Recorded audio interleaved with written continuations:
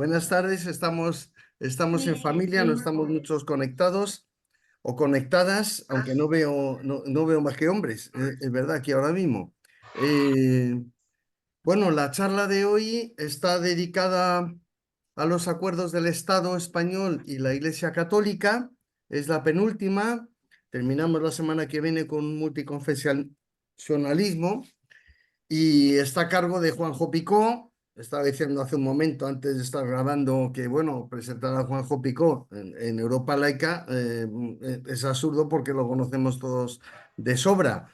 Y en fin, ha dejado la presidencia por si alguno no está informado, pues este mismo domingo.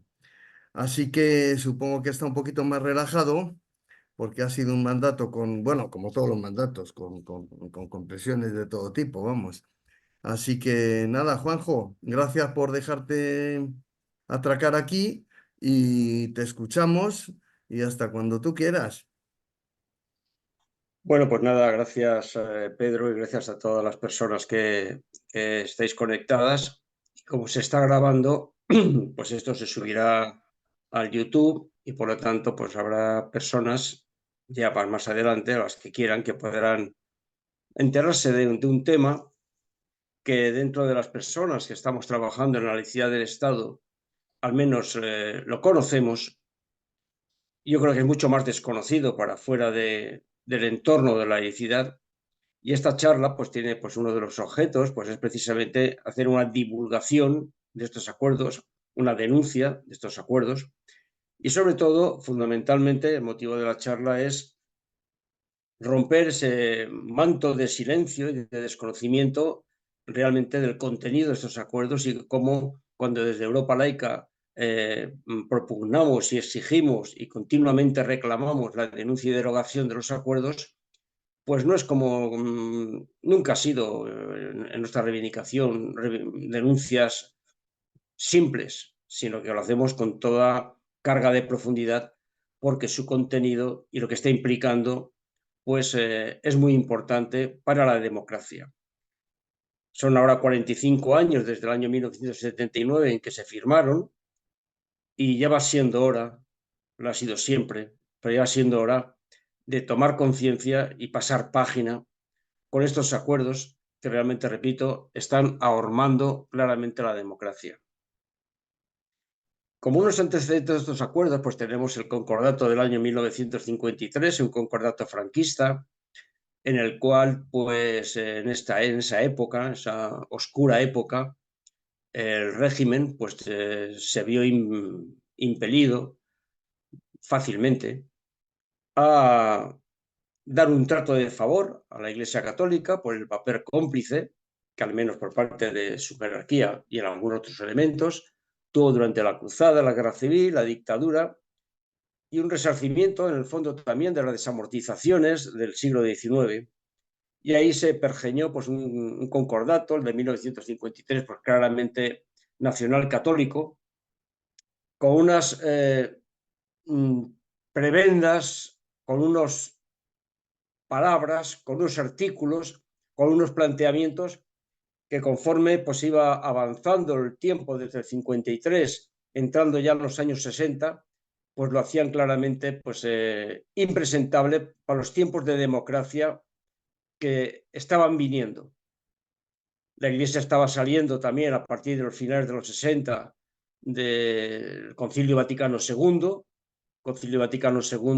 en el cual pues, hubo un claro giro por parte del Vaticano en un mayor ayornamiento de la Iglesia Católica, una mayor cercanía al pueblo, justicia social, distintos elementos que hacían que por parte incluso de la jerarquía católica y también de las élites del franquismo se viera que en los tiempos de democracia que iban a venir, imparables, también por Europa, pues que ese concordato era infumable en su contenido y en sus pronunciamientos. El Estado español reconoce a la Iglesia Católica el carácter de sociedad perfecta. La Iglesia Católica, Apostólica y Romana sigue siendo la única de la nación española. ¿Qué más? Los sacerdotes elevarán diariamente preces por el caudillo. Es decir, cosas que realmente eran carpetobetónicas de un nacionalcatolicismo. Y en ese marco es donde apareció en el año 1976 un acuerdo marco en el cual se decía que el Estado e Iglesia Católica se comprometían a revisar ese concordato en las materias de interés común, pero que ya con un primer planteamiento muy propio de la jerarquía católica y muy propio también de las élites del franquismo, que tanto uno como otro estaban dispuestos a reconsiderar, a revisar el concordato, repito, porque era infumable, pero ojo, aquí desde luego estaba claro que habían dos elementos que la Iglesia Católica no estaba dispuesta a renunciar. A los dos elementos era el tema de la financiación, de la economía, la subvención por parte del Estado, y el tema del control de las almas, de la libertad de conciencia, es decir, el tema de su presencia ya secular en el tema de la educación. Y es así como incluso con estos dos paraguas, esos dos elementos coercitivos en la renovación del concordato de 1953, salieron los acuerdos del año 1979. Son cuatro acuerdos que forman parte, y después ya lo volveremos a comentar al final de la charla, del paquete de la transición, un paquete en el cual todavía no nos hemos liberado, un paquete en el cual forma parte del núcleo duro de la transición, las relaciones con la Iglesia Católica y las relaciones en el marco de estos acuerdos, un paquete que forma, repito, el núcleo duro junto con el tema de la monarquía, la judicatura, el tema de la ley electoral, el tema de la memoria histórica, pero ahí estaba también el tema también de la Iglesia Católica. Y por lo tanto, estos cuatro acuerdos del año 1979 vamos a desgranarlos para común conocimiento y que se sepa hasta dónde la soberanía del Estado español está claramente limitada por estos acuerdos, repito, llevan ya 45 años. Se firman el 3 de enero del año 79, 5 días hábiles después de la entrada en vigor de la Constitución española. Aquí hay un thrillerismo muy claro en el cual se dice, hombre, pero es que son postconstitucionales y por lo tanto no se puede decir que son preconstitucionales. Y claro, nosotros lo que siempre comentamos y denunciamos, y aparte que es una evidencia meramente lógica, de que si se firman 5 días después es que lógicamente, y así nos consta porque nos han llegado informaciones, y aparte es que son de público conocimiento y de lógica, de que estaban ya guardados en el cajón esperando a sacarlos después de la Constitución para cubrir el manto este constitucional, cuando a nosotros no nos importa tanto si fueron antes o después, sino su contenido. El contenido es claramente preconstitucional, en algunos casos inconstitucional, por más de que la rutina, los silencios por parte de la judicatura e incluso de las fuerzas políticas, pues en ningún momento se haya planteado el cuestionamiento de esta inconstitucionalidad por no ir más allá, como Europa Laica reclama, es la denuncia y derogación de los acuerdos tal cual. Los acuerdos tienen una virtualidad, por llamarlo de alguna manera, es que no se quedan en ellos mismos, en su texto. El texto, que nadie se imagine que los acuerdos es un libro de 500 páginas. Los acuerdos son 4 acuerdos y cada acuerdo un par de hojas, como mucho. Un par de páginas, diría yo, más que de hojas. Y bueno, y ahí están. Pero tiene la virtualidad, repito, de que ha habido un desarrollo normativo, un desarrollo legal que realmente los ha blindado. Los ha blindado, pues con el tema blindado en la ley del IRPF, blindados en el tema de la ley de educación, blindados en la ley llamada de mecenazgo, blindados en una serie de normativas, blindados en una serie de jurisprudencia, de tal manera que la derogación exigible de los acuerdos tiene que ir pareja a la derogación, modificación de estas leyes. Con lo cual, este es un primer elemento que en Europa Laica debemos tener claro y que tenemos claro, de que la cosa no se acaba en los acuerdos, sino en todas las leyes derivadas que los han brindado y que recientemente, incluso con la modificación de la ley de mecenazgo, todavía brindan más, si es que faltará poco para ahormar, repito, la soberanía del Estado. El acuerdo sobre asuntos económicos es un acuerdo que habla de cómo el Estado va a financiar a la Iglesia por dos vías. Por una parte, la financiación directa, es decir, dinero que se le mete en la cuenta de la Iglesia Católica, y por otra parte, en la financiación indirecta, que es aquello en que la cual las exenciones fiscales que los acuerdos otorgan a la Iglesia Católica y, por lo tanto, el Estado deja de ingresar dinero a cuenta, repito, de estas exenciones fiscales. De tal manera que, como después veremos, la Iglesia funciona bajo ese punto de vista como un paraíso fiscal. Este acuerdo arranca con un compromiso, es el compromiso del Estado, que el Estado se compromete al adecuado sostenimiento económico de la Iglesia Católica. Literal, el acuerdo adecuado sostenimiento económico, sin clarificar, y la prueba está ahí a la vista, y después veremos números y cantidades, sin clarificar qué se entiende por tal adecuado sostenimiento. Y por otra parte, y es el único compromiso que existe por parte de la Iglesia Católica, dice que la Iglesia Católica, que va a recibir subvenciones a cuenta de este acuerdo, se compromete a lograr por sí misma los recursos suficientes para la atención de sus necesidades. También literal, me lo sé hasta de memoria.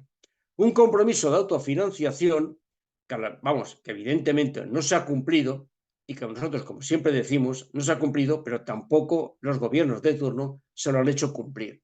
Es decir, con lo cual aquí hay una negligencia e incumplimiento por ambas partes y que cada palo aguante su vela. ¿Cómo se le financia a la Iglesia directamente? Vía de los acuerdos, que hay otras vías que después hablaremos. Pues a través de la asignación tributaria de la casilla que aparece en el IRPF.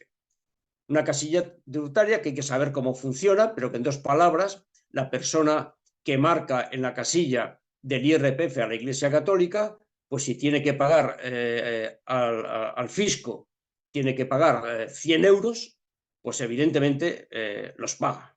No paga más, ni le devuelven de menos. La única verdad que dice la Iglesia en su propaganda. Pero con el matiz de que de esos 100 euros se ha marcado la casilla en la hucha común de los presupuestos generales del Estado, entra solamente una parte, pero otra parte va directamente a las cuentas de la Iglesia Católica. En consecuencia, la hucha común tiene menos recursos para atender bienes comunes, infraestructuras, educación, sanidad, dependencia, desempleo, etcétera, lo que significa la marcha económica de un Estado.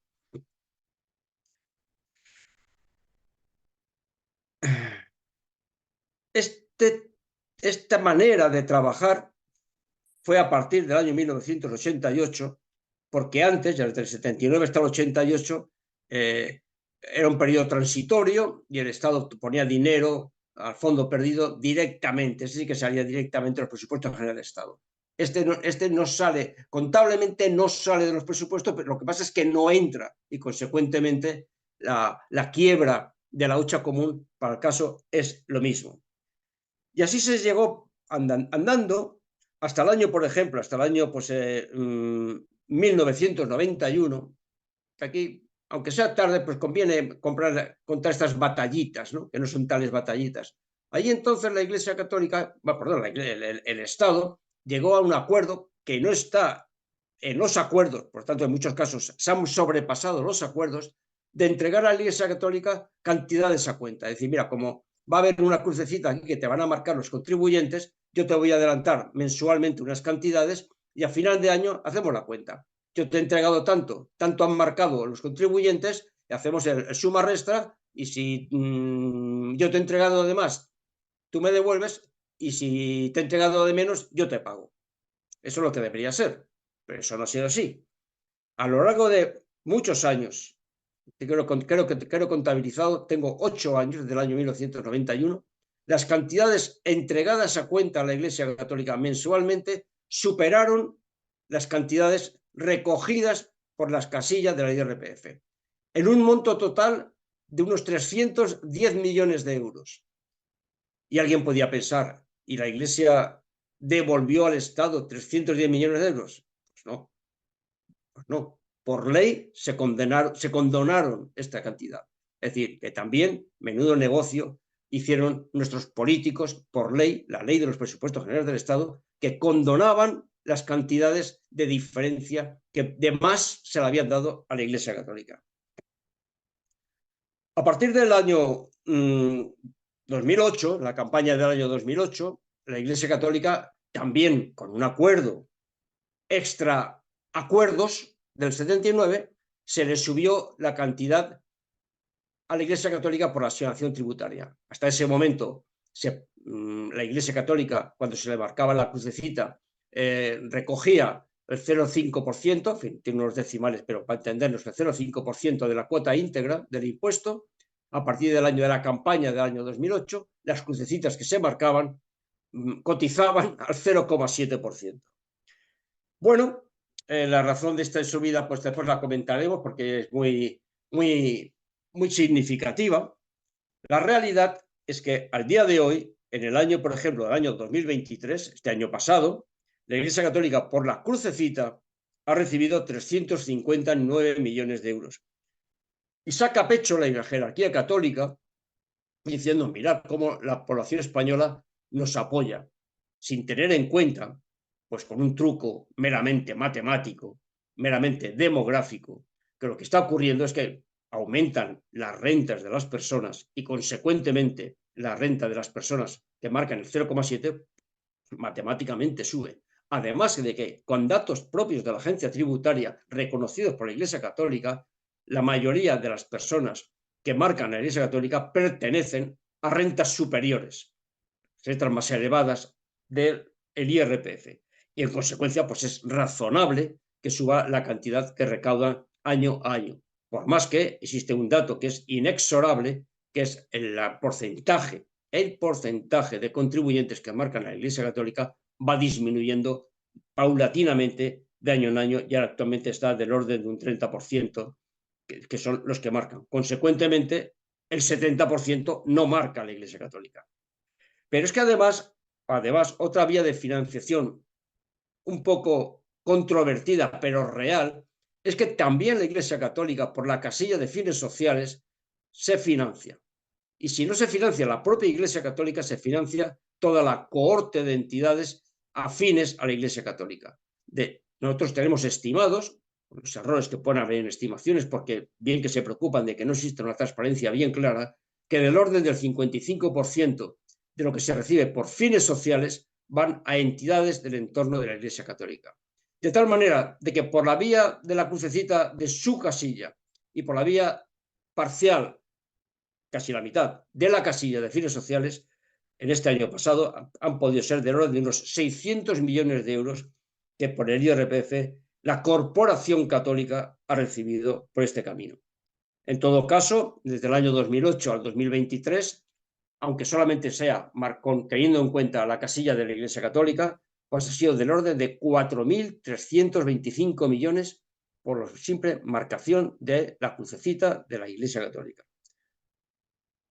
Bueno, y ahí nos encontramos ya con este acuerdo, que este acuerdo pues, es un sumidero de recursos, un sumidero antidemocrático de recursos, porque como hemos comentado, pues evidentemente, si lo que ocurre es que por poner una crucecita no se pone dinero, los 100 euros esos que comentamos no entran todos ellos íntegros en la hucha común, pues todos estamos afectados. Y por lo tanto, la existencia de la asignación tributaria es una situación antidemocrática, porque seamos católicos o no católicos, marquemos o no marquemos, estamos afectados por esa existencia. Repito, porque la hucha común sea afectada y una parte de los impuestos va directamente asignada a la Iglesia Católica, que no es ni más ni menos que una organización privada de creyentes. Pero que todavía mucho más en este tema del IRPF, y esa es una de las razones por las cuales Europa Laica dice que tienen que desaparecer las casillas del IRPF, y hasta tanto esto ocurra, no marcar ninguna de las dos, ni una ni la otra.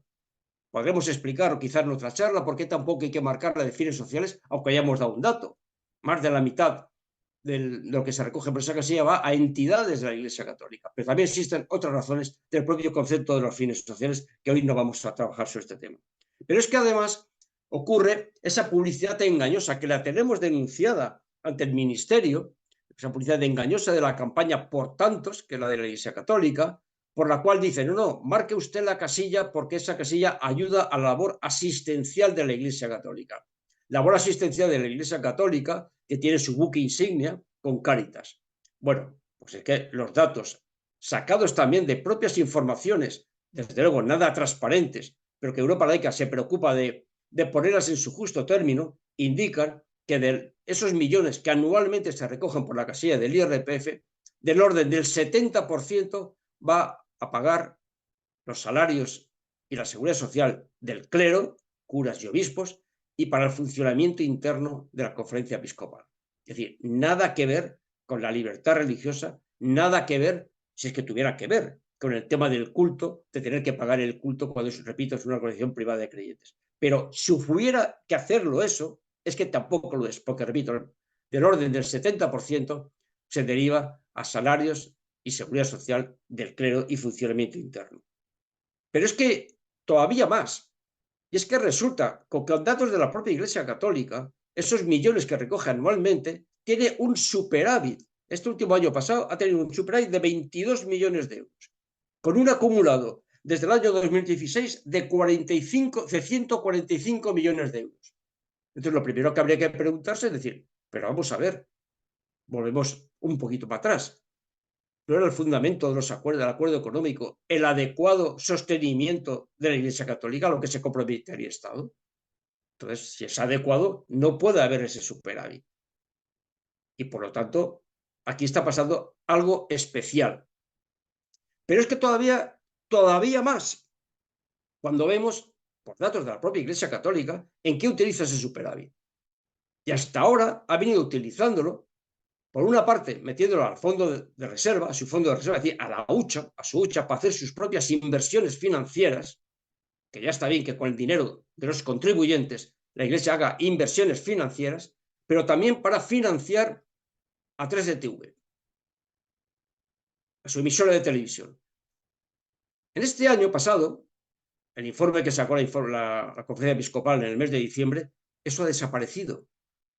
Claro, muchos nos tememos que es que han visto las orejas al lobo, porque evidentemente la Unión Europea tiene prohibido hacer ayudas de Estado.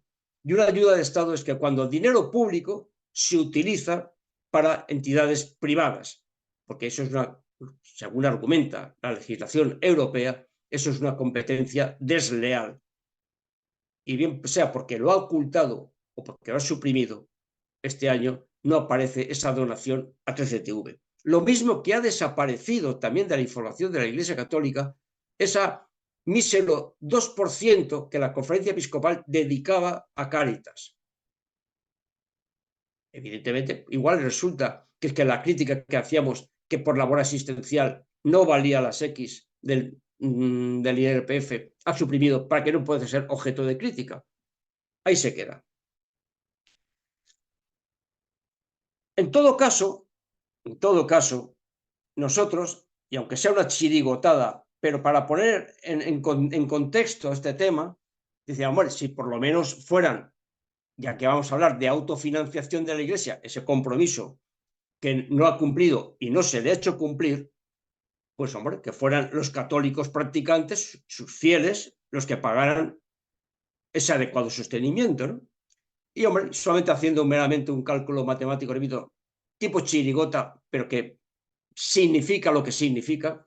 Hoy día en España se declaran católicos practicantes el 18% de la población mayor de 18 años.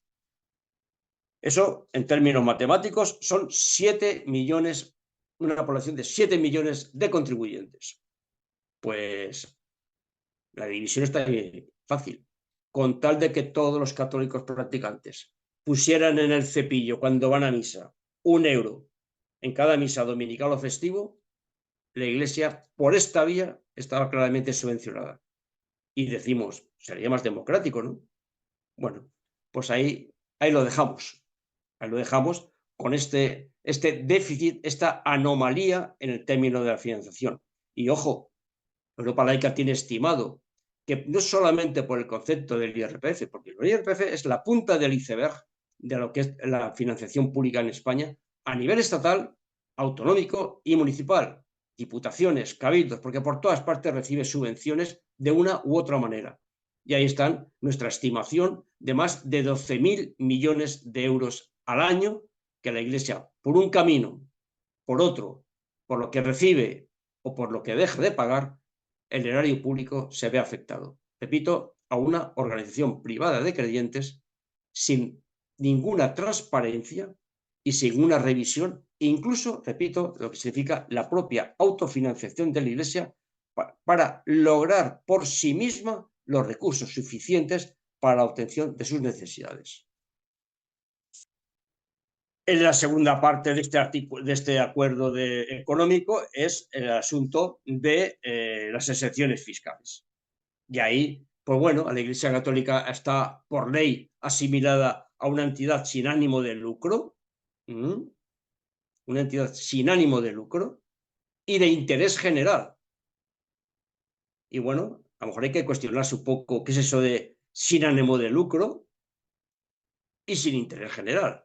Porque aquí cuando hablamos de la Iglesia Católica en el tema de las exenciones fiscales, hay que entender que no estamos hablando de la parroquia, que es lo que todo el mundo cuando habla de Iglesia Católica se fija en la parroquia. No, aquí estamos hablando de la corporación católica.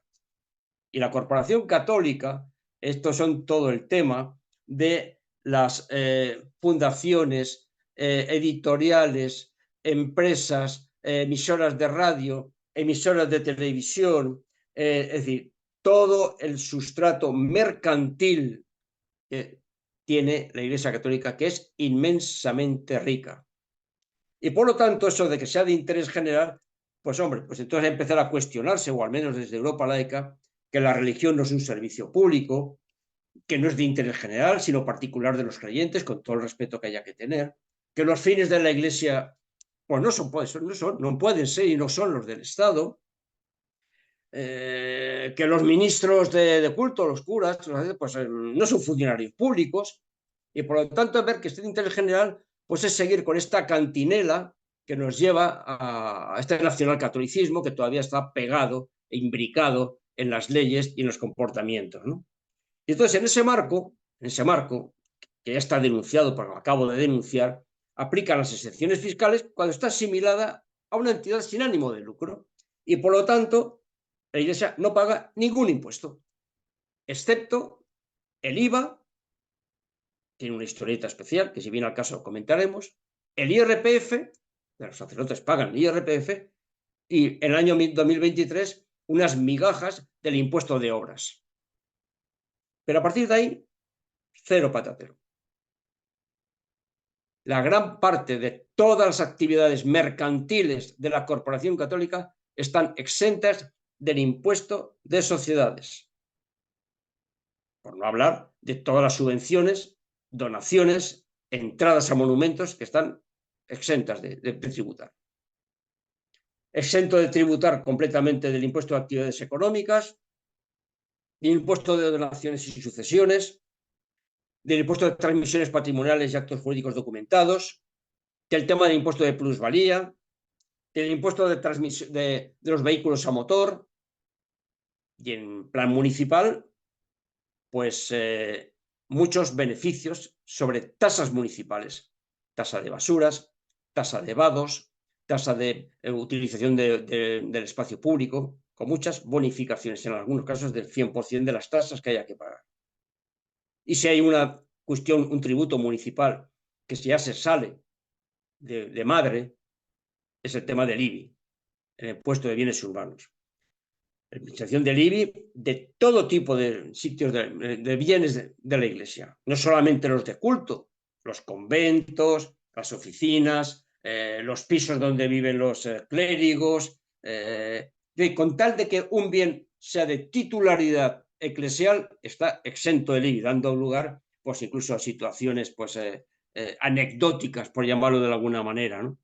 Pero es que también pasándose ya nuevamente de madre, pues hasta la propia jurisprudencia, cuando no normas internas de Hacienda, pues exonera del IBI a locales o terrenos que están sin edificar o locales que no tienen actividad y, por supuesto, el tema de los alquileres de los aquellos bienes que la Iglesia Católica, la Corporación Católica, alquila a terceros que reciben un alquiler y a la persona que lo alquila, como el dueño de la Iglesia Católica, ni uno ni el otro pagan el IBI. En consecuencia, pues las arcas, en este caso municipales, se ven claramente afectadas. Claro, este tema, pues es que ya es demasiado. Y si cuando nosotros en Europa Laica hacemos hincapié y denunciamos fuertemente el tema, no solo el tema de la agencia tributaria, de la asignación tributaria, sino también el tema del IBI, es que aquí todo el mundo tiene que pagar IBI como los ciudadanos. Y cuando se nos dice, es que resulta que los partidos políticos en sus sedes tampoco pagan, y la Cruz Roja tampoco. Y yo, te digo, por cierto, que tiene que pagar todo el mundo. Lo que nosotros pagamos, en Europa Laica, en su local, paga el IBI, y en todas partes. Y si hacemos especial hincapié en la Iglesia Católica, es porque la Iglesia Católica es el mayor propietario inmobiliario privado de España.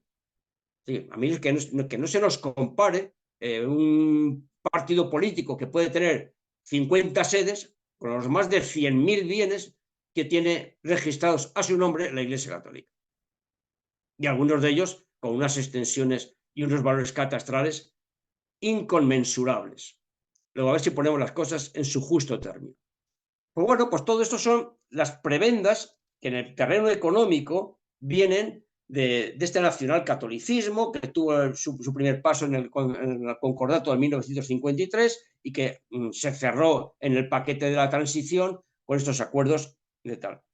Y hay unos elementos en el tema de las exenciones fiscales que son muy significativos, ¿no? Aparte, ya hemos comentado que primero no es un tema solamente de la parroquia o de la diócesis, no, esto es el tema de la corporación católica. Es el tema de que hasta en los acuerdos se tiene, no digo que la desvergüenza, porque podemos utilizar calificativos, pero que no vienen al caso. Se dice incluso en los acuerdos que incluso cuando se llegara a la autofinanciación de la Iglesia, que nos ha llegado, el Estado colaboraría económicamente con la Iglesia en las formas que se pactaran. Es decir, que esto es un pozo sin fondo. Y existe también otra cláusula, aunque no se le llama como tal, ¿no? Es una cláusula que yo le llamo cláusula de compensación, que es que en los acuerdos pone incluso, ¿no? Está escrito, está regulado, de que cuando el Estado, los gobiernos de turno, modifiquen alguna figura tributaria que pueda ir en contra de la exención que tiene la Iglesia Católica, deberá compensarle de una forma equivalente. Y aquí es donde está la anécdota, lo digo entre comillas, del tema del IVA. La Iglesia Católica no pagaba el IVA, pero por normativa europea, la Unión Europea obligó al gobierno español a cobrarle el IVA. Y a punto estuvo de tener una multa porque el gobierno español pasaba por alto el cumplir con la normativa europea. Pero cuando no le quedó más remedio, tuvo que apechugar y decir a la Iglesia, venga usted para acá, que usted tiene que pagar el IVA. Y entonces la Iglesia Católica sacó la banderita del acuerdo y dijo, sí, pero usted me tiene que compensar. Y esa es la razón por la cual se subió del 0,5 al 0,7 en la asignación tributaria. Y para que veáis, para que se entienda, el menudo negocio que el gobierno de turno, por cierto, de José Luis Rodríguez Zapatero, hizo en este aspecto, pues si la Iglesia Católica en el año 2008, perdón, en el año 2008, que es cuando empezó el 07, en la campaña de 2008, cuando empezó el T7, pagaba 28 millones de euros por IVA, las compras que hacía, y que hasta ese momento se las había ahorrado, pero que tenía que pagar 28 millones, por cambiar del 0,5 al 0,7, obtuvo un beneficio de 98 millones de euros. Es decir, 70 millones extras que se llevó al coleto. Menudo negocio con esta normativa europea, que no por la normativa, por su aplicación al 0,7 de su vida. En fin, como veis, el tema del acuerdo económico no tiene por dónde cogerlo. Pasamos al segundo acuerdo, que es el acuerdo de la enseñanza y asuntos culturales, y aquí, pues definido por una palabra, es por lo que es el paquete de la invasión doctrinal católica en la enseñanza y también en la universitaria. Aquí el tema, lo mismo que hay en el asunto económico, pues figuraba en esas declaraciones, el adecuado sostenimiento, ¿qué tal? La autofinanciación, tal. Aquí también existen declaraciones de principios en los acuerdos que, bueno, que son de risa, ¿no? Es decir, por ejemplo, hay uno que dice, en estos acuerdos, ¿no? Dice, a ver cómo era, el Estado reconoce el derecho fundamental a la educación religiosa. Oído, ¿eh? Derecho fundamental a la educación religiosa, no derecho fundamental a la libertad religiosa, no, a la educación religiosa. Es decir, que es que está cogido, como se dice, da puntada sin hilo, ¿no? Y después que los planes educativos, y ya empieza ya la clave de dónde está esta invasión doctrinal, los planes educativos, no universitarios, incluirán la enseñanza de la religión católica en todos los centros de educación. Oído, ¿eh? Los planes educativos en todos los centros de educación, es decir, públicos y privados, es decir, como planes educativos, incluirían la enseñanza de la religión católica. A veces aquí nos debatimos o hay debates sobre, hombre, una cosa es estudiar la historia de las religiones, el hecho religioso. Bueno, eso es un debate abierto y que después podemos comentar. Pero aquí es la enseñanza de la religión católica, es decir, el catecismo. Ahora, eso sí, en los centros públicos, pues esto no se puede hacer obligado a todo el mundo, sino solamente a aquellos que quieran. Es decir, que es de obligación ofertarla a los padres o alumnos, pero evidentemente, como no podía ser de otra manera, pues de opción voluntaria. Y aquí pues se viene ya el desmadre educativo que existe actualmente con la ley de educación actual y con otras anteriores, de las famosas asignaturas alternativas a la de religión. Con lo cual, pues el debate está abierto de si la asignatura alternativa tiene que ser de un tipo o que contenidos o tiene que ser con otro, incluso por el propio concepto de asignatura alternativa a la religión, que si son de elementos cívicos y éticos para la ciudadanía, ¿cómo es eso que los que estudian religión no pueden estudiar o oír algo de esos elementos? Por no hablar del tema de esos padres que cuando ha sido obligatoria la religión, actualmente no lo es, la asignatura de religión y la última ley de educación, casi, pues bueno, para no dejar a sus hijos, los matriculan en religión para que no hagan pasillo, por ejemplo. En fin, es un debate enorme. Pero no solo eso, sino que es que resulta que en aras de una supuesta y mal interpretada democracia, el resto de confesiones religiosas tocan a la puerta del gobierno y dicen, oiga, que yo tengo un acuerdo con ustedes, es decir, con el gobierno, de que a mí me tienen que dar paso también en los planes de estudio y en la presencia de las asignaturas de religión, cada uno con la suya, en la escuela. Y entonces estamos abocados, si esto no ponemos freno, derogando los acuerdos, derogando las leyes derivadas, a que la escuela sea una verbena, que ahí estén todas las religiones, no solamente por el impacto que supone, por supuesto, en la libertad de conciencia de los menores, en el adoctrinamiento, sino incluso por la propia organización del programa escolar. Pero eso, ¿cómo puede ser? Por no pensar en otro elemento de por qué esa supremacía de lo religioso en el plan de estudios, en la presencia de la escuela, y no de otras materias, como puede ser estudiar laicismo, marxismo, socialismo, animalismo, ecologismo. No. Asignatura de religión doctrinal. Entonces, como veis, pues este tema es muy duro porque afecta no solamente, repito, a la organización, al fondo del tema, sino a los derechos del menor.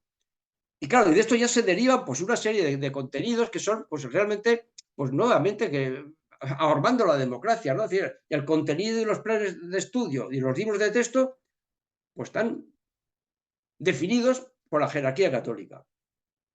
Al estar dentro del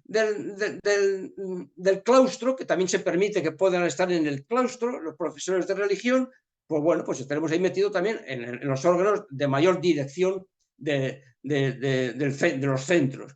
Por supuesto, los profesores de religión cualquiera podría pensar, bueno, pues ya que están dentro ahí, que cada uno se lo pague lo suyo. No, no, los paga el Estado. Y ahí tenemos del orden de unos 25.000 catequistas que pueden haber en la escuela pública y en la escuela concertada católica, y que se llevan anualmente por del orden, una estimación, pese a todas las oscuridades que hay en estos temas, de un orden de 750 800 millones de euros al año. Es decir, que son de libre designación, elegidos por el obispado, pero pagados por el Estado. En otros casos, y a veces con implicación de las autoridades públicas, se permite que los profesores de religión, cuando les sobran horas porque no hay alumnos de religión, impartan otras asignaturas. En lugar de que corra la bolsa de trabajo, o sea, regularice los interinos. Y por no hablar de denuncias que hacemos nosotros, pero que vamos, que están ahí a la luz del día, de claro, al tener el profesor de religión o los profesores de religión dentro del centro que se dedican a labores de proselitismo y de actividades confesionales en el centro con motivo de fechas puntuales o con motivo de lo que quiera. Es decir, claramente una invasión doctrinal de la enseñanza y, por supuesto, también en la universitaria. Claro, en la universitaria, porque dice que el Estado garantiza que la Iglesia Católica puede organizar cursos y actividades religiosas en la universidad, en la cuna del saber y la ciencia. Es decir, completamente en las antípodas de lo que sería una educación laica basada en el humanismo, la razón, la ciencia, el espíritu crítico. No, no, esto está basado en esta parte, en los dogmas, en la fe y sobre todo en una invasión de parte de las convicciones religiosas en un sitio donde la escuela es para aprender y no para creer. Por no hablar también que en el tema de la universidad, pues se habla de los capellanes y capillas universitarias. Y claro, el argumento que a veces, bueno, a veces no, cuando se ha comentado también en otro de los acuerdos, el tema de la asistencia de los capellanes en las cárceles, los capellanes en el ejército, los capellanes en los hospitales. Bueno, nosotros, Europa Laica lo tiene claro, que el Estado tiene que favorecer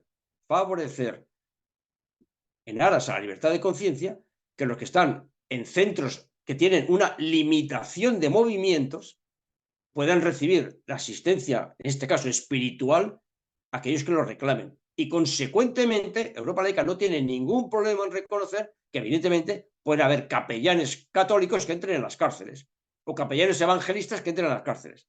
Pero ojo, es que aquí empezamos a tocar otra vez con lo mismo. ¿Quién paga esos capellanes? El Estado. Hombre, si por lo menos pagara cada confesión religiosa, pero no solo eso, no solo eso, es que no es nuevamente la supremacía de lo religioso respecto al resto de convicciones. Yo siempre como comento, en plan, evidentemente de chirigota, pero que tiene muchas más. Si a mí un día me meten en la cárcel y yo quiero recibir una asistencia espiritual laicista, pues no creo que mis compañeros de Europa Laica los dejen entrar a la cárcel para estar conmigo, y si los dejaran entrar, que los pagara el Estado. Es decir, aquí yo creo que hay, bueno, creo no, afirmo de que hay mucho de rutina, mucho de oscurantismo, mucho de silencio por parte de las fuerzas políticas, que son las llamadas a garantizar la libertad de los menores, la laicidad del Estado, la libertad de conciencia, y que miran para otra parte. Y cuando miran para otra parte, cuando no son copartícipes, ocurren estos acuerdos con la Santa Sede del año 79 que siguen todavía danzando aquí. También este acuerdo de enseñanza de asuntos culturales, pues nos encontramos con el tema que también están regulados de alguna manera la implicación, la injerencia, yo llamaría, de la Iglesia Católica en los medios de comunicación.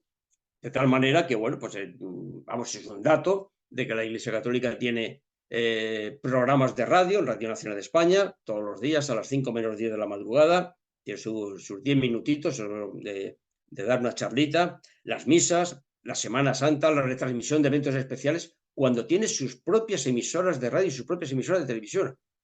Es decir, nuevamente, una invasión y una supremacía de los religiosos respecto al resto de convicciones. Nosotros hemos denunciado al ente de radio y televisión española por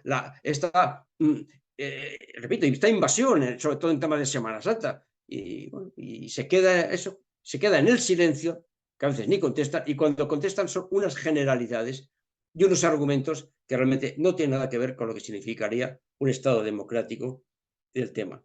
La conservación del patrimonio histórico artístico igualmente está reconocido en los acuerdos con que el Estado colaborará, y esa colaboración pues, bueno, pues lleva pues, estimado por Europa Laica de unos 600 millones de euros al año de conservar ese patrimonio histórico, que estamos de acuerdo que hay que conservarlo y que el Estado tiene que estar implicado en esa conservación, porque tiene que ser un bien, un patrimonio del dominio público. Pero acá el problema es que, por una parte, el Estado corre con los gastos, pero los beneficios son para la organización privada de creyentes. Ahí tenemos el tema de las entradas, que ni declaran ni tributan, y que Europa Laica puede tener una estimación, porque de orden de unos 250 millones al año puede optar la Iglesia Católica entradas, repito, que ni declaran ni tributan por entrada a los monumentos que están mantenidos por el Estado, conservados mayoritariamente por el Estado, que son de titularidad pública, por no hablar del tema de las apropiaciones legales, pero ilegítimas, que ha hecho la Iglesia Católica con el tema de las inmatriculaciones,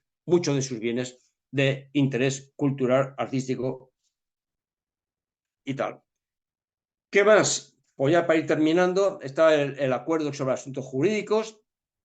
La Iglesia Católica tiene un régimen jurídico especial, tiene una personalidad jurídica civil, pero que está al margen del ordenamiento común. La Iglesia Católica no sigue, es una organización privada de creyentes, pero no sigue, no está sujeta a la ley de asociaciones como estamos las demás organizaciones civiles. Tiene su estatus especial, por supuesto, un estatus que a las organizaciones civiles se nos exige por la ley de asociaciones un funcionamiento democrático. Es analizar el funcionamiento de la Iglesia democrático no tiene nada, y si estuviera bajo la ley de las organizaciones, pues evidentemente estaría ilegal. Pero por eso y por más cosas, pues tiene un ordenamiento común, un ordenamiento que está al margen del ordenamiento común. Tiene la inviolabilidad de los lugares de culto y tiene la inviolabilidad, y esto ya pues con mucha crítica de archivos y documentos que, entre otras cosas, pues están impidiendo pues, todo el tema de poder investigar claramente el asunto de memoria histórica, de la participación de la Iglesia Católica o de su jerarquía en todo el tema de la dictadura, por no hablar del tema de los bebés robados, por no hablar del tema de la pederastia, etcétera, etcétera, etcétera. Los capellanes católicos, ya lo hemos comentado, en cárceles, hospitales pero universidades pagados por el Estado. Y el último acuerdo, el acuerdo de asistencia a las Fuerzas Armadas, que es un acuerdo que tiene está vigente, pero tiene menos preponderancia hoy día, porque en su momento, cuando el servicio militar era obligatorio, pues se decía, bueno, pues otra manera de que la gente esté recluida durante el servicio militar en los cuarteles o en actividades de maniobras militares, etcétera, etcétera, pues cómo se le da asistencia espiritual, por llamarlo de alguna manera, ¿no? Entonces se creó y existe el vicariato castrense, que es un arzobispo, yo siempre lo comento, que es el vicariato castrense está por una persona, un arzobispo, pero que es una mitad monje, mitad soldado, ¿no? Porque ese arzobispo, la verdad, tiene el rango de general de división, rango y sueldo de general de división. Es decir, de tal manera bueno, que es una figura un tanto extraña. El mundo castrense tiene su catedral castrense, aquí en Madrid, por ejemplo, pues al final de la calle Mayor, tiene capillas en los cuarteles. Es decir, es por tierra, mar y aire esta invasión en lo económico, en la fiscalidad, en lo cultural, en la enseñanza, en lo jurídico y en el tema, pues ahora de las Fuerzas Armadas. Es decir, estos son los 4 acuerdos. ¿Qué valoración? Pues la he ido comentando, ¿no? Pero yo creo que vamos a reseñar para ir cerrando esta charla y abrir el coloquio. Pues primero, tener en cuenta que esto forma parte del núcleo duro de la transición. Antes lo hemos comentado, que había que mantener el estatus y yo lo que quiera justificar que la transición en el año 78, pues bueno, las transiciones tienen elementos pues eso, de transición, y que en ese momento pudiera establecer una transición, pero es que llevamos 45 años y el tema no es que no se haya ido a liberarnos de esa transición, al menos en el terreno de las relaciones civiles-Estado, sino que ha ido a más. Y ha ido a más porque, repito, ha habido leyes que han blindado los acuerdos, ha habido medidas que se han tomado que están por encima de los acuerdos y más allá de los acuerdos. Y ahí tenemos, por ejemplo, también el tema de la enseñanza concertada, que no está en los acuerdos, pero que sin embargo que hoy día es un esperpento y una vergüenza bajo el punto de vista educativo, esa expansión que al estar las competencias distribuidas en las autonomías, pues cada uno con su color, aunque también de todos los colores, meten el elemento de la enseñanza concertada mayoritariamente en centros de confesión católica y que son unos elementos de segregación total, por no hablar del tema de las universidades, que desde el año, quiero recordar, desde el año 2000 no ha habido ningún crecimiento en universidades públicas, pero sí de las privadas, y mayoritariamente de tipo confesional. Con lo cual, pues bueno, las élites del futuro vendrán con esa carga confesional, sea del Opus, de los Kikos, de la Asociación Nacional Propagandista, de la enseñanza concertada, que va a hacer más difícil poder avanzar hacia elementos democráticos. Ha habido nula voluntad política, rutina, comodidad, silencio, complicidad por parte de las fuerzas políticas, de todos los colores, unas más y otras menos, y a todos los niveles, a nivel estatal, porque todo este tema de los acuerdos evidentemente es un tema que implica a nivel estatal, pero es que también la laicidad del Estado tiene elementos a niveles autonómicos y municipales que tampoco, ni como ejemplo, se han apuntado por ahí. Hay dos elementos que a veces se ponen para justificar este tema. Dice, bueno, es que la Constitución dice española de que el Estado mantendrá relaciones de cooperación, patapim, pam, pam. Bueno, pues yo quiero hacer dos comentarios. En primer lugar, el artículo 16 de la Constitución española, evidente, en su primera parte dice, ninguna confesión tendrá carácter estatal. Y nosotros lo suscribimos totalmente. Bueno, se podría haber redactado de otra manera, decir no Estado es laico, pero vamos, no hay problema. Lo suscribimos. Marca esa primera parte sería, en condicional, una separación entre Iglesia y Estado. Pero es que a continuación, en ese mismo artículo, y aquí es donde empieza el trilerismo de la transición, dice, y el Estado mantendrá relaciones de cooperación con la Iglesia Católica, con la Iglesia Católica. Pero claro, cuando esas relaciones de cooperación, pues tienen ya el campo de juego marcado. Es decir, esto es un trilerismo total. Es decir, porque el Estado que mantenga relaciones de colaboración, pues vale, pues cada gobierno, dentro de su autonomía, de su ideología o de la correlación de fuerzas o de lo que fuera, establecería las relaciones de cooperación. Nuevamente hablando de la supremacía de lo religioso, porque tendría que hacer relaciones de cooperación cualquier organización de la sociedad civil. Pero bueno, relaciones de cooperación con la Iglesia Católica. Pero no, es que esa cooperación tiene ya marcado el terreno de juego. Y el terreno de juego son los acuerdos. Es decir, que cuando se hizo este artículo de la Constitución, se sabía muy bien lo que se ponía con la cooperación. Con lo cual, puro thrillerismo político y que se ha venido manteniendo. Pero es que incluso esa segunda parte dice relaciones de cooperación teniendo en cuenta las creencias religiosas de la sociedad española. Y claro, aunque solamente sea por una cuestión formal, dices, hombre, pero vamos a ver, si es que la secularización social que existe en España, esa es imparable, o en todo caso imparable, nunca llegará al 0% de la gente que tiene ese desapego de lo religioso. Pero es que, claro, es que en el año 79, cuando se firmaron estos acuerdos, la población española, que de acuerdo con el barómetro de centros de investigaciones sociológicas, se declaraba católica, era del 87%. Y practicante el 51% de la población.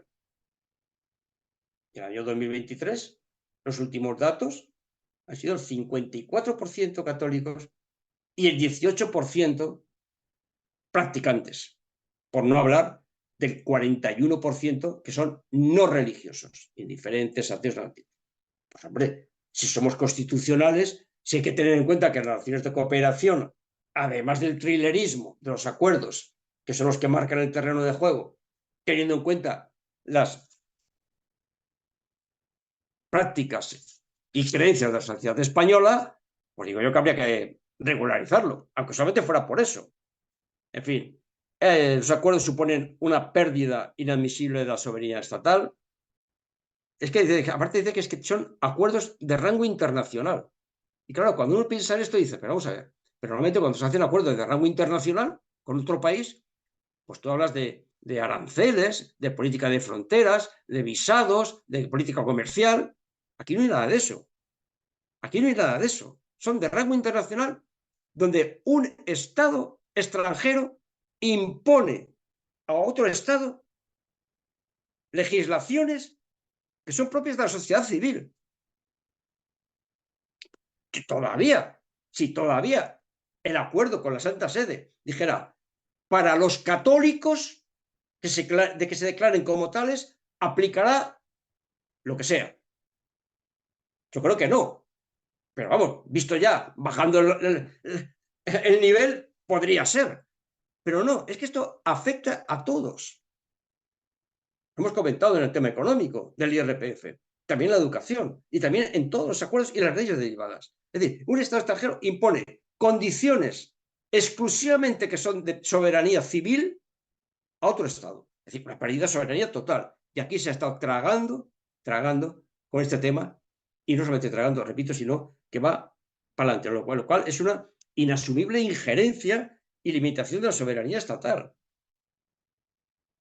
Por lo tanto, la denuncia y derogación es fundamental, por no hablar, repito, de los compromisos. Yo creo que hay hueco para seguir denunciando el tema de toda esta anomalía democrática, el tema claro, vamos, al menos cogiéndose a la letra, el tema del incumplimiento de la autofinanciación de la Iglesia, que afectaría a suprimir lo del IRPF, pero no solamente eso, sino, claro, si suprimes el IRPF y ocurre como cuando con el 0,7 con el IVA, que por otra parte el gobierno de turno o los gobiernos de turno y a todos los niveles se lo dan por otra parte, pues estamos nuevamente con lo mismo.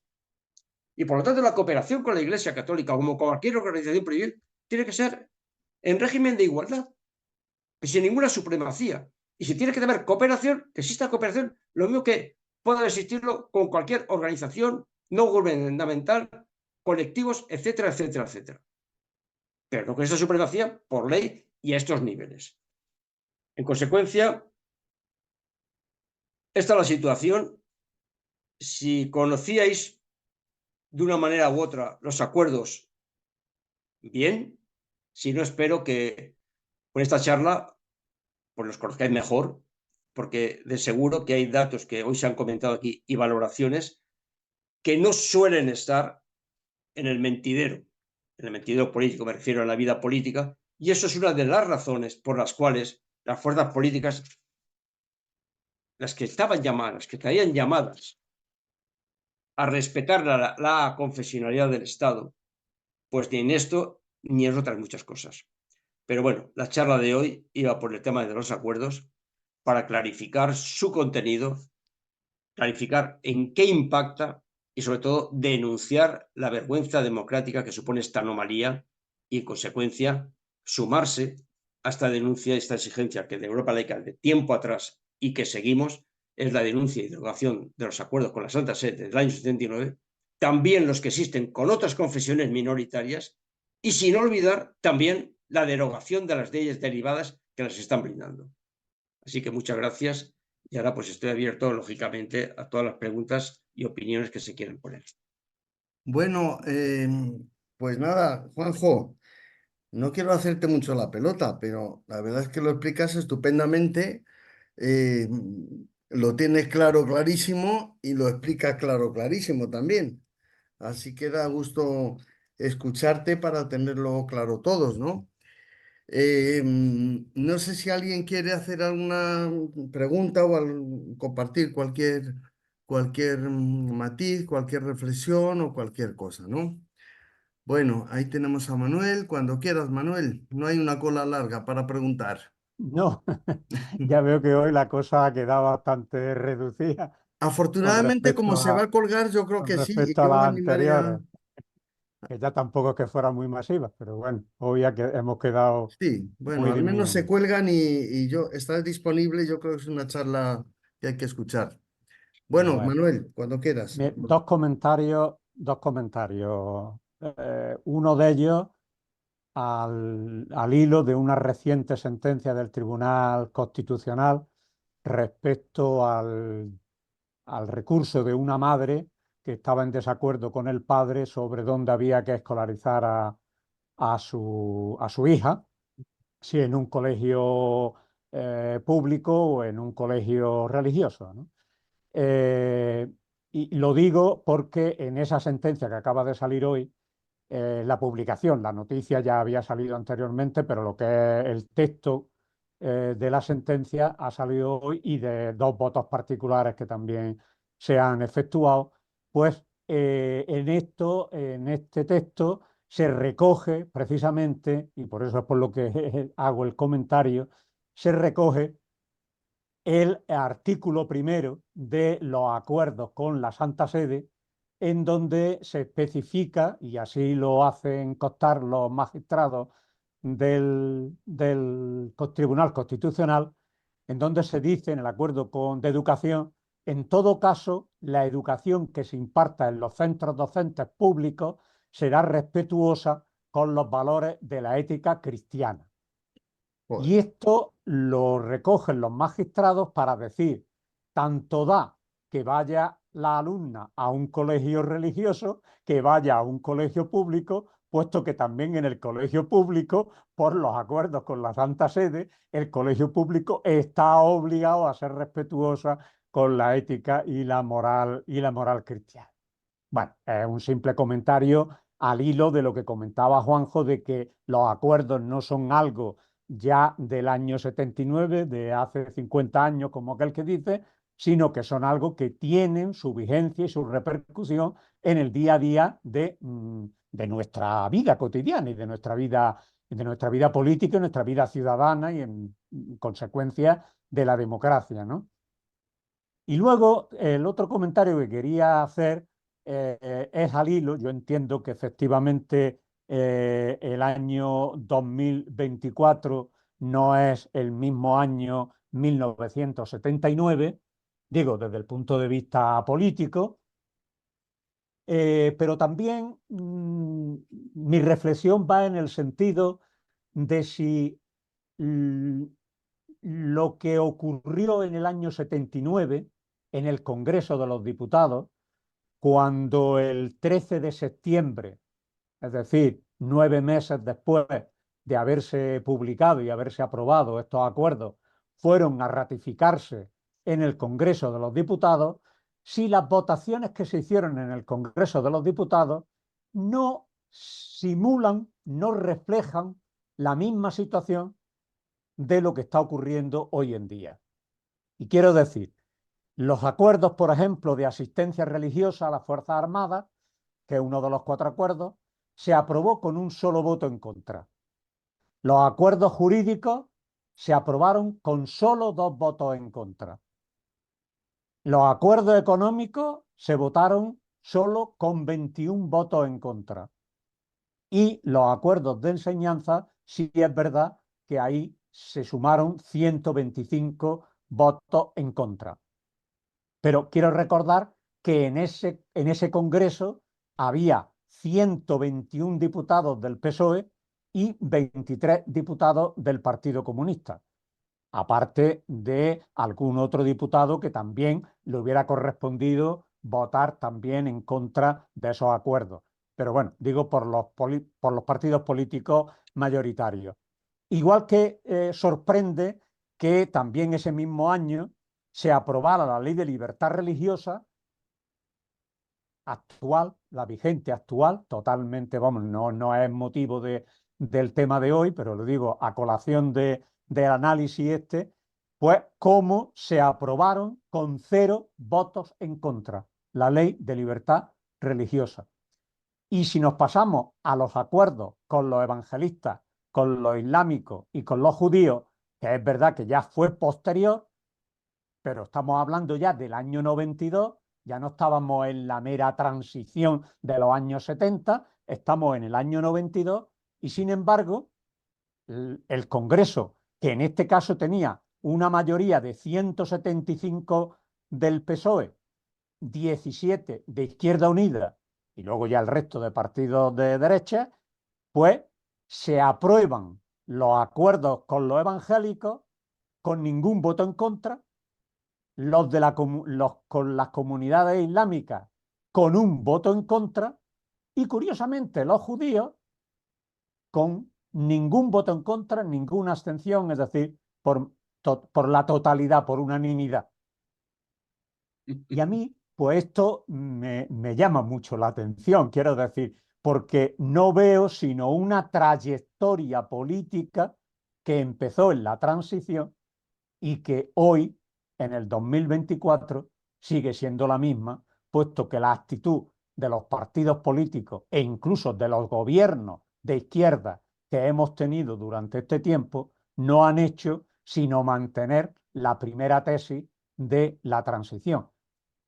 El poder de la Iglesia Católica y de las confesiones religiosas, pues el temor de los partidos a una hipotética pérdida electoral por no manifestar ese acuerdo a las religiones, como la candidata a la presidencia en México que van a visitar al Papa cuando las elecciones están a 2 pasos, ¿no? Como si fuese a darle una bendición y tal. Pues la verdad es que la democracia, el régimen democrático que tenemos en España, pues deja bastante que desear si esta es la situación después de tantos años, ¿no? Era la reflexión que quería comentar. Pues muchas gracias, Manolo, porque has hecho has expurgado bien los datos y yo quiero corroborar lo que has comentado de la trayectoria, porque aquí, claro, evidentemente, en el año 79 las fuerzas políticas, las siglas están ahí, pero los que lo llevan a cabo, evidentemente, están fuera. El problema que aquí es que se reproduce el tema. Es decir, yo creo que cuando aquí hablamos de que las universidades, las que han crecido, han sido universidades privadas y mayormente confesionales, eso no solamente se puede quedar en un dato. Ahí está el semillero de futuros líderes políticos. Y cuando hablamos de la enseñanza concertada con los elementos de segregación, no solamente lo hacemos bajo el punto de vista de lo que significa la segregación social e ideológica, también porque es otro semillero que después tendrá en gran parte su continuidad en las universidades privadas, también. Y al final eso lo que resulta es que los hijos de los hijos absorben de los padres. Y también en este aspecto, dentro de los partidos políticos, también los de izquierda, hay lobbies confesionales. Y en muchos casos con nombres y apellidos públicos.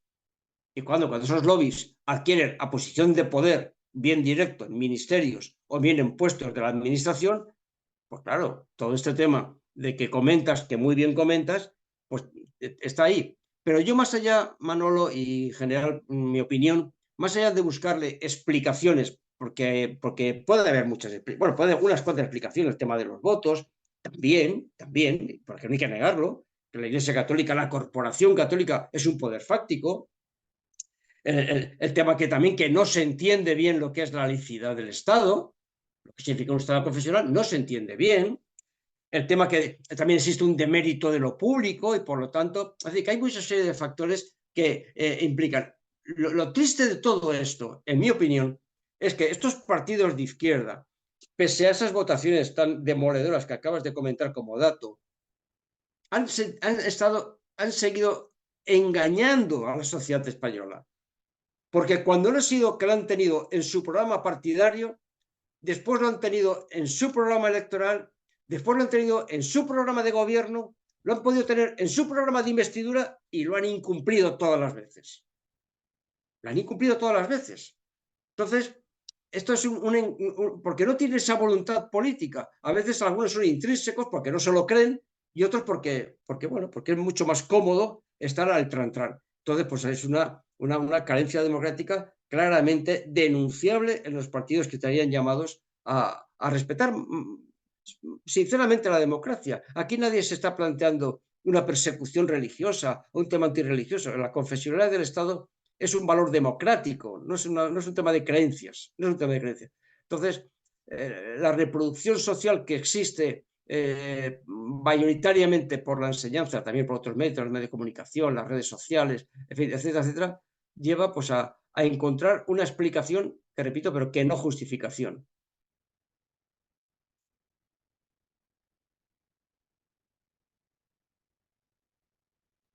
Perdón, no veo ninguna mano levantada, pero bueno, por compartir un poquito también la capacidad de presión y el trilerismo que, como dices tú bien, Juanjo, tiene la Iglesia Católica, bueno, en nuestro país y las organizaciones religiosas, ¿no? Bueno, primero considerar un tratado internacional, los acuerdos del Vaticano, que es lo que siempre se...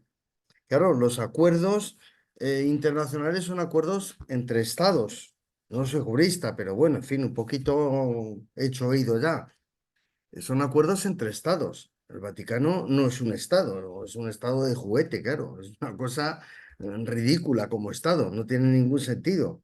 No tiene ni población, ni ministerios, ni funciones de estado para nada. No hablemos ya de la situación de la mujer, que no se le consentiría a ninguna otra organización. Vamos, desde la ley de asociaciones a todo, es decir, que no tenga una estructura democrática, pues y que la mayoría de la población, más de la mitad de la población esté, en fin, discriminada, pues es tremendo, ¿no? Y la capacidad de presión, claro, se ve reflejada en el artículo 26 de la Declaración Universal de Derechos Humanos y en el 27 de la Constitución, cuando menciona ese derecho de los padres a que los hijos reciban la formación religiosa y moral que esté de acuerdo con su... Bueno, es que es una cosa que solo se puede explicar por la capacidad de presión de las organizaciones religiosas y no por otra cosa, porque no tiene una lógica para mí ni jurídica, ni filosófica, ni nada. Es decir, si los padres tienen derecho a que los hijos reciban la formación de valores en consonancia con los suyos, pues efectivamente estamos ateos, estamos marxistas, estamos laicos, por supuesto, y estamos gente de diverso pelaje que podríamos tener derecho a que los hijos nuestros sean educados de acuerdo con nuestras posiciones filosóficas, ¿no? Un detalle muy mínimo quizás, pero también revelador, ¿no? La Asociación de Bibliotecas de Estados Unidos, American Library Association, hace una lista de los libros más censurados todos los años. El año 2001, el libro más censurado fue Harry Potter, que fue, claro, una cosa, un fenómeno masivo, ¿no? Y fue por la presión de las organizaciones religiosas y nada más. ¿Por qué? Porque allí se ensalza la brujería y fue simplemente una cosa que fue un bestseller y luego en el cine y demás. Pues bueno, las organizaciones religiosas lograron que se censurara en la mayoría de las bibliotecas de Estados Unidos, supongo en otros países también, ¿no? Así que es escandalosa esta capacidad de presión, es escandaloso que el Estado se deje acogotar, es escandaloso que la izquierda se deje acogotar, y en fin, en línea con lo que has explicado también, Juanjo. Y es una lástima que no tengamos tampoco quórum hoy, pero bueno, afortunadamente la charla se queda ahí. Yo en mis pequeñas redes que tengo, pues intentaré que la gente lo vea porque merece la pena que se entere la gente. Nosotros ya estamos bastante enterados, pero hay que extender esto para que la mayoría se entere de lo que está ocurriendo, ¿no? Y bueno, pues nada más, porque no veo ninguna mano levantada para intervenir. Así que, pues muchas gracias, Juanjo, por esta charla. Muchas gracias a los que habéis asistido. Y nada, queda la última charla de este nivel 2 del curso de Libertad de Conciencia y Laicidad dedicada a multiconfesionalismo, que ha salido un poco de refilón con el tema de los acuerdos con las otras tres confesiones, ¿no? Así que será a cargo de Andrés Carmona, profesor de filosofía, también gran conocido de Europa Laica. Y nada, pues aquí nos veremos la semana que viene los que queráis asistir. Nada, gracias a todos y a todas. Muchas gracias a todos y gracias, Pedro. Nos vemos. Vale, muchas gracias, Juanjo. Vale, hasta luego.